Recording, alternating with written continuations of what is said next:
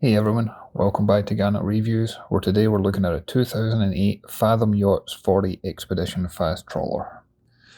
This yacht is a new listing for Mark Ziegler, and he has recently sold the Saline 43 that we featured on this channel. And when we saw how clean and well presented that boat was, we jumped to this opportunity. Both boats have a very similar concept. They both have flybridge, they've got the raised pilot house. These are both single diesel cruisers. They've got bow and stern thrusters to help with close quarter manoeuvring. And ballpark, they're both round about the $400,000 mark. One design feature of this boat that I really liked is that for boarding the boat, it's got a drop-down transom. So you can have the transom raised for when you're out at sea, keeping everybody safe and secure on board. But when you're in the marina, or if you're at anchor, this can drop down, and it makes it really easy to get in and out of the water, to get on and off the pontoon. Perhaps you're fishing and you're bringing catch in over the side, or you're trying to board a tender or something like that. There's very few boats I've been on where it's got a drop down transom like this. If we start on the aft cockpit, as soon as you step on board, you'll see that we've got a little wash hand basin here. Both port and starboard of the cockpit have got these little lockers, which would be ideal for keeping the ropes for the stern. We've also got a hot and cold shower, and again this is used for all the water activities that you might have before you actually enter inside the boat. On the floor of the aft cockpit, there's a large lazarette, and this opens up and there is plenty of storage under here. You'll see we've got several of the batteries on board, but this actually has got things like the anchor and chain in here. Big great place to put some ropes and fenders for when you're underway. There's life jackets. You could put things like folding bikes in here, fishing equipment, diving, snorkel equipment, things like that. And it was all safe and secured, stored it neatly out the way. And the engine room access, this makes this boat look like a James Bond boat. The engine room access is actually hidden underneath the stairs that lead up to the flybridge. And this gives you plenty of access in here for storage for tools, engine spares, things along those lines. And then as you can see here, we have got full access to the engine machinery. And this boat is powered by a Cummins. It's a QSB 5.9, so she's almost a 6-litre diesel engine. She's got 420 horse, and she cruises at 7 knots. Now what makes this boat different from most trawler yachts is that she's actually got a maximum speed of 16 knots. So if you ever wanted to push through tides and currents, you get plenty of power there to do it, and it can turn into a fast cruiser as well as a long distance cruiser. The engine has somewhere in the region of 3,000 hours on the clock. It's got a ZF gearbox. It's all monitored by the SmartCraft system engine monitoring system. It's got C-Star hydraulic steering. It's got dual Racor fuel filters with gauges. And in here is also where you'll find the air conditioning system for cruise air. And there's 2 times 12,000 BTU and 1 times 16,000 BTU. So the boat can always stay at the right temperature and keep you cool inside. I was particularly impressed with how dry and clean the bilges were on this boat.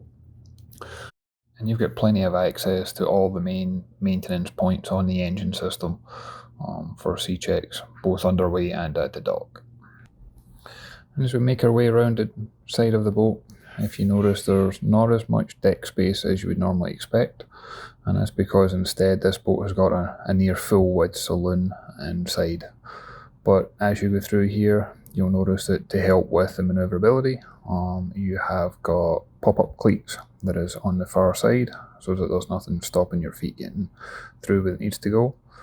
And you also have solid grab rails, which are basically the bottom of the handrails on the flybridge before you reach the bow section. And there is actually a door at the helm that leads to the bow, so if you ever did need to come up here, it's far easier access from inside.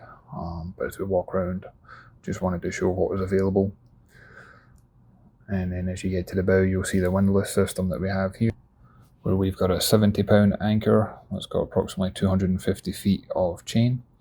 And there's a Lumar anchor windlass, and this has got foot controls to make it easier for raising and lower the anchor as needed. As we step up to the flybridge, One of the first things that I noticed when I got up here was if you look at the mast, although it's got all the navigation equipment and aerials and things like that, this mast is actually designed to be lowered very easily. It's all on a hinged bracket. So if you are cruising anywhere where you've got bridge restrictions, this would be very easy to drop down. And also the bimini cover that we have here for the flybridge, this can also be easily folded down and removed if needed. The flybridge is also where you'll find a deck crane.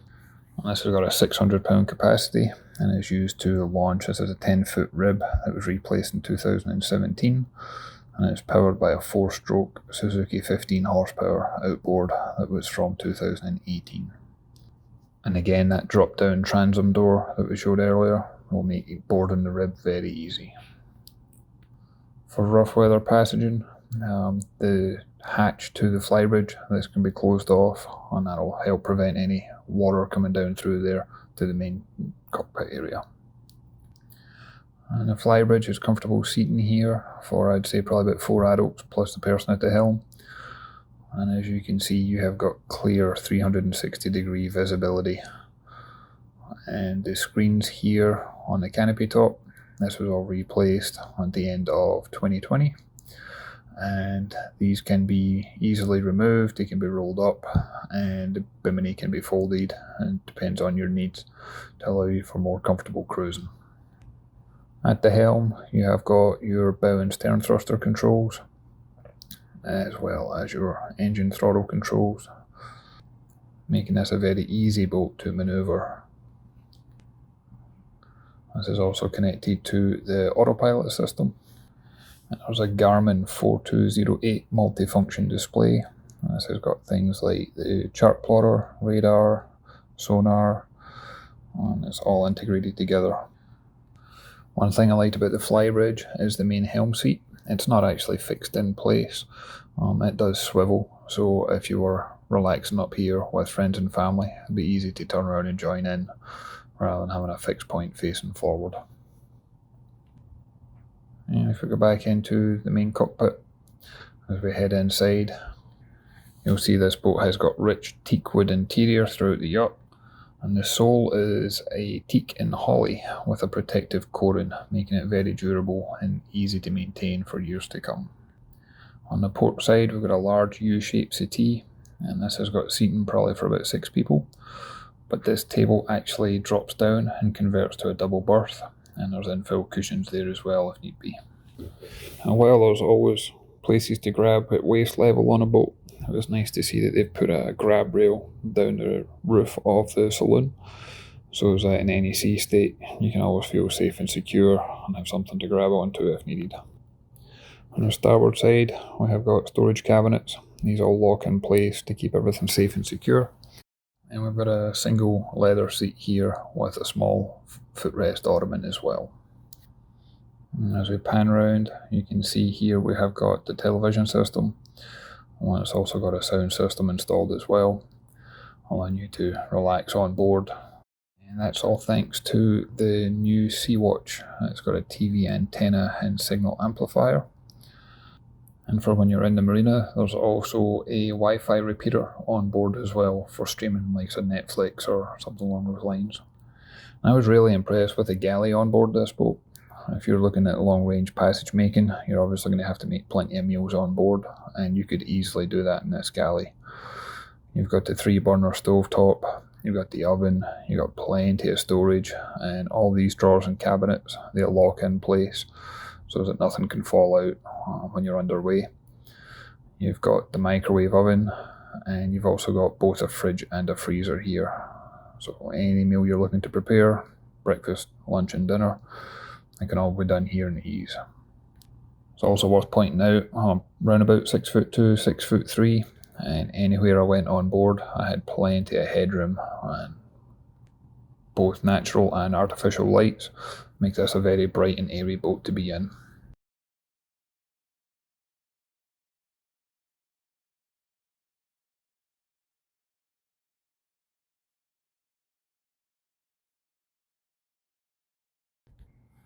As we head down the passageway, we've got a guest cabin to the starboard side. And this cabin has got storage both under the bed, and also you can see the locker here. And what you might not be expecting from this cabin is also where you will find a washer and dryer. So if you are looking at long range passages, you can keep on top of laundry without having to worry about stopping off anywhere. On the port side of this boat, that's where you'll find the heads compartment. There's actually only one heads compartment on this boat, but it can be accessed from the main passageway here, but it can also be accessed from the master cabin forward. So you've still got privacy on board. And I was really impressed with the size and space that is in the shower compartment. Although a lot of boats have showers on board, they don't always feel like you could use them in comfort, but this one certainly feels like you've got plenty of space to move around. And then this takes us to the forward cabin.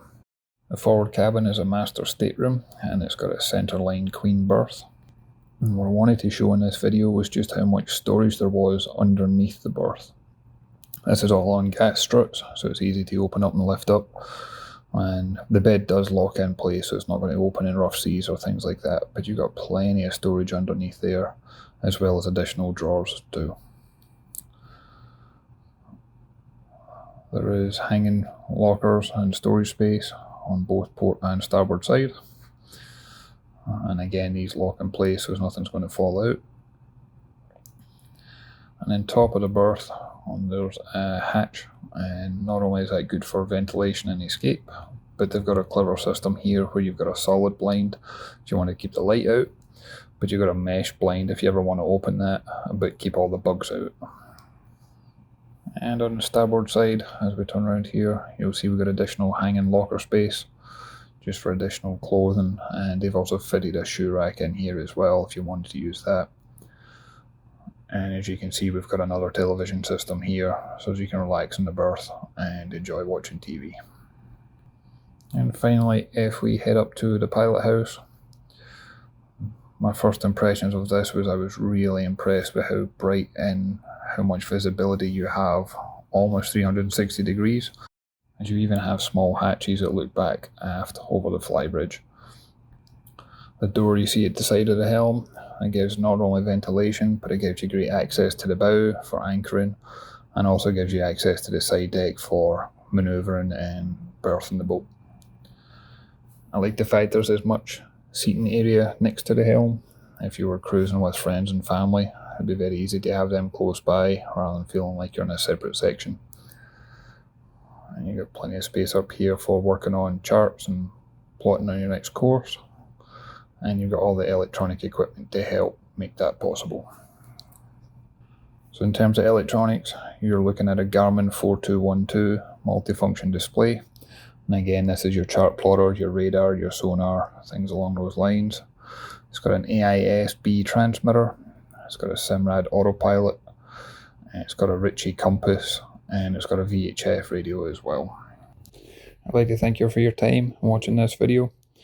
I'd like to thank Mark Ziegler for welcoming us on board, and I will include details to the listing in the description of the video, so that anybody that's interested in viewing or purchasing, they can contact Mark direct. Thanks everyone.